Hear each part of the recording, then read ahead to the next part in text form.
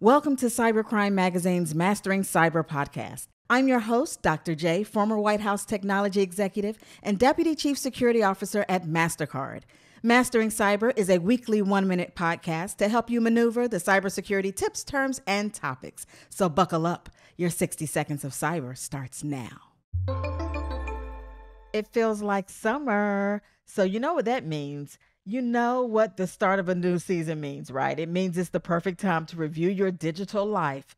Now, I do personally do this with every season change. And if you do this too, it'll go a long way to ensuring you're safe and secure. How do I do this? Well, let me tell you, it's way easier than you think. I start with reviewing each of my accounts. I'm updating each of their passwords to something new, unique, and long. Also check to make sure I have MFA. If MFA is available on any accounts that weren't using it before, it's a great protective feature. I enable that. Next, I verify that my bank accounts, my credit cards, my investments, even my retirement accounts are all configured to alert me whenever a transaction is made.